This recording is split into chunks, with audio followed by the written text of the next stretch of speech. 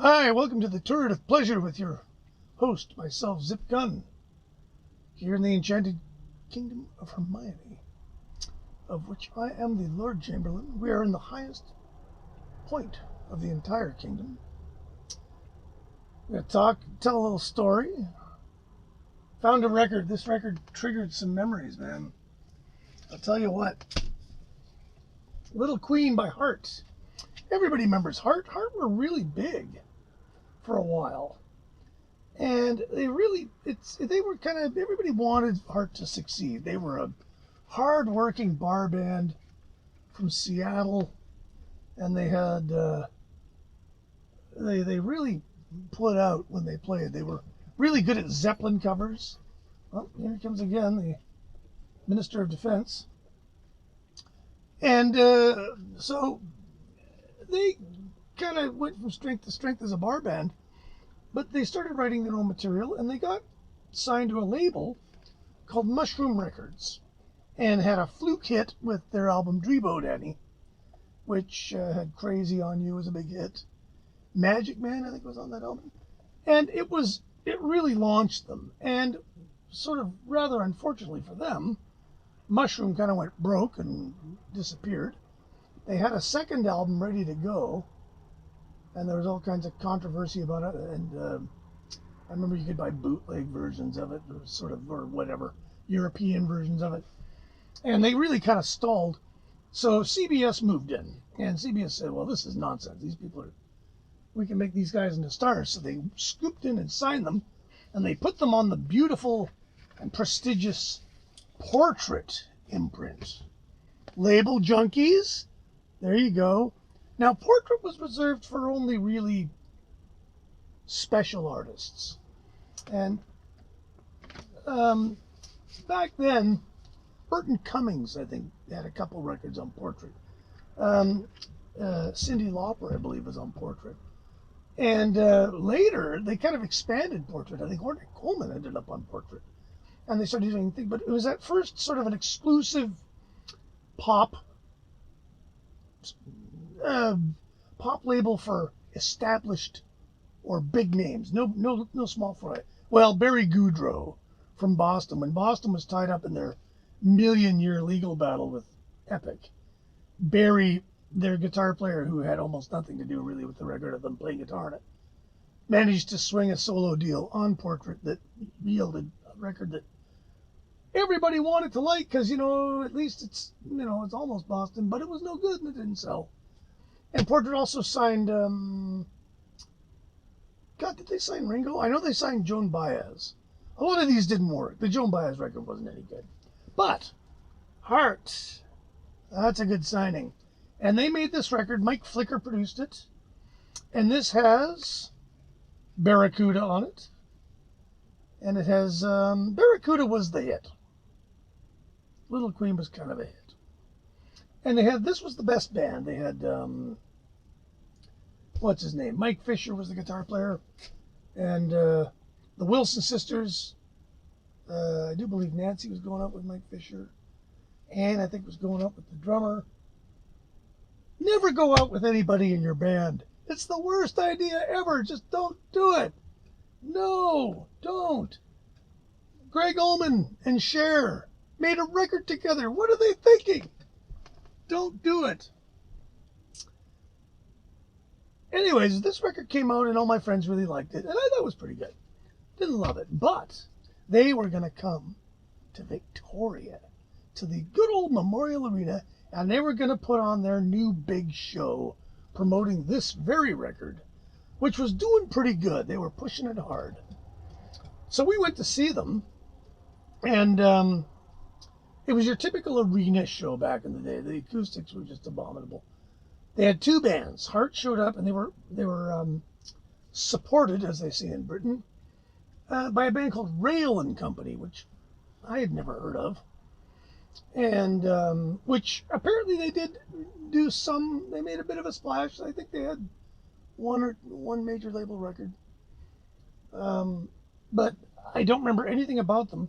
Now, part of the reason for this would be as in our youthful exuberance. Now, this would have been what, 77? 77. Okay, I was 18. I'm going to make a long story short. We decided to do a whole bunch of acid and go see this show.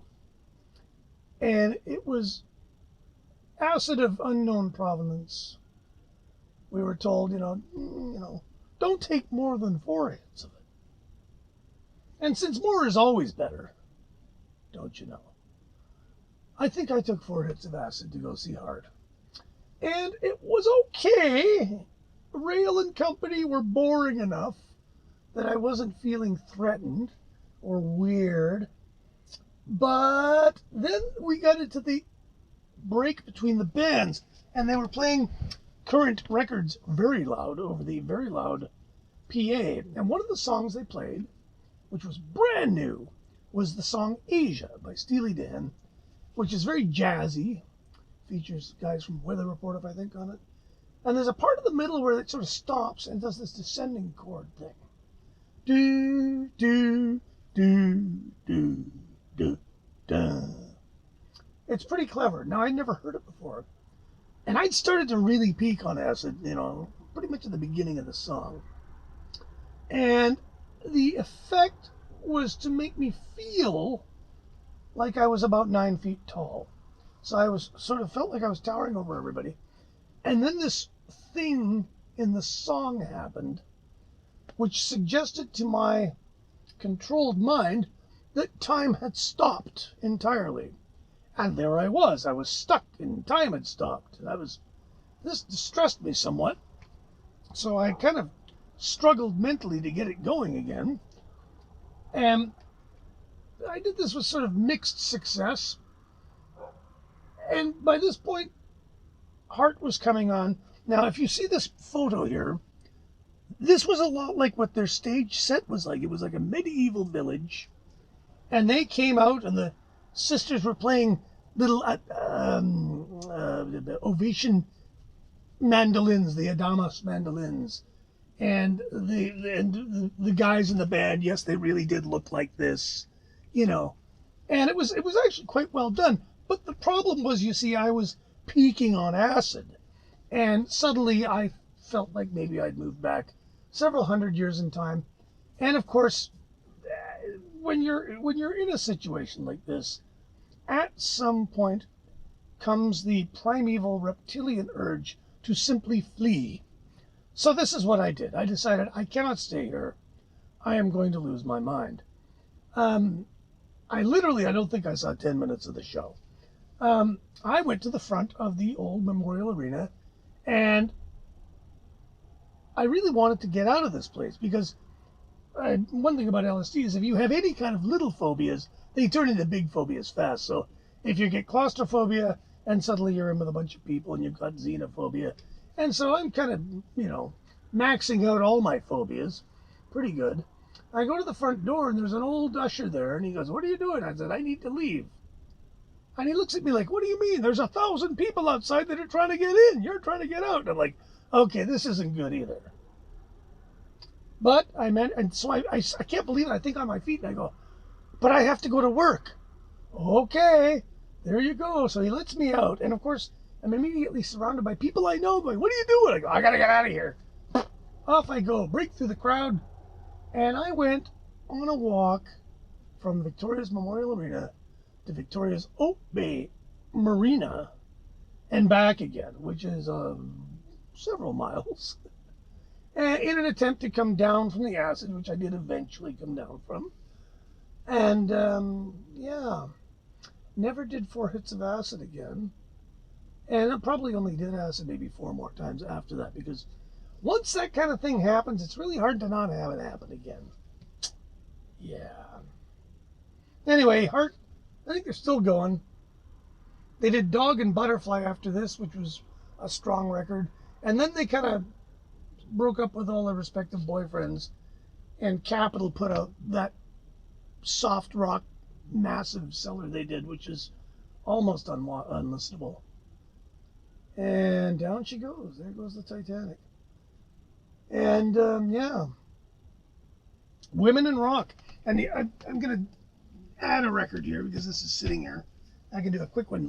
Jucifer, Throned in Blood on the Alternative Tentacles label. a label that I record for myself. This is a two-piece noise metal grind band, and I bought this from the band themselves because I did sound for them at Logan's Pub here in Victoria. And they are noteworthy for me because they were a couple. I don't know if they were married or not.